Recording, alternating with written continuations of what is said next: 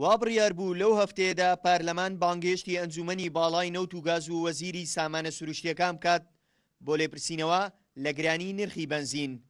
دکتۆر یوسف محەممەد سەرۆکی پارلەمان لە کۆبوونەوەی ڕابردوو ڕایگەیاند لە هەفتەی داهاتوو لە دانیشتەکانی دەستپێکی هەفتەی داهاتوو کاتێک دابنین بۆ قسەکردن لەسەر گرفتی بنزین لە هەرێمی کوردستان بە ئامادەبوونی وەزیری پەیوەندیدار. بەڵام ئێستا بەهۆی گەشتی سەرۆکی پەرلەمان بۆ دەرەوەی وڵات لەو هەفتەیەدا ناتوانرێت ئەو کۆبوونەوەی ئەنجام بدرێت.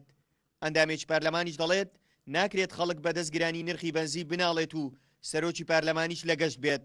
بەداخەوە دیسانەوە لەم کاتا سەرۆکی پەرلەمان بەبێ ئەوەی کۆبوونەوە ئەنجامدا چوە دەرەوەی وڵات سەردانی کردووە لەگەڵ وەفدێکە، بۆیە ئەمە حاڵەتێکی ناتەبیعی نائاساییە دوورە لە کاری پەرلەمانتاریوە کە سەرۆکایەتی کاری پەرلەمانی بەرنامی پەرلەمانی خۆی لەسەردا ڕێژێ.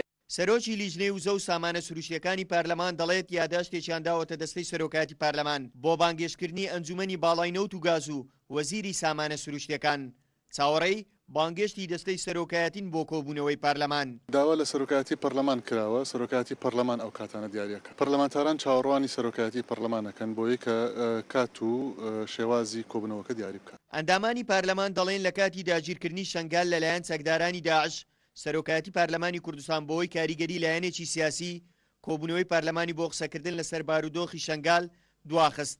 لە ئێستاشدا پارلەمانتاران دواخستنی کۆبوونەوەی پارلەمان بۆ باسکردن لە قەیرانی بنزین بە دووبارەبوونەوەی هەمان سیناریۆ دەزانن. ئەمڕۆ دەبووە لەو پەرلەمانە باس لە گرانی نرخی بنزین کرابا، یا وەزیری سامانە سروشتیەکان یا ئەنجومەنی باڵای نەوت و گاز لێپرسینەوەی لەگەڵ کرابا. بەڵام بەهۆی گەشتێکی سەرۆکی پەرلەمان بۆ دەرەوەی وڵات ئەو باسە پەچی کەوتووە. هاوڵاتیان دەبێ باجی ئەوە بدەن کە سەرۆکی پەرلەمان لە دەرەوەی وڵاتەوە و ئەوان بنزین لە کوردستان بە 900 دینار لە ئۆتۆمبیلەکانیان بکەن. هاوکار عەبدوڕەحمان، کورسات نیوز، هەولێر.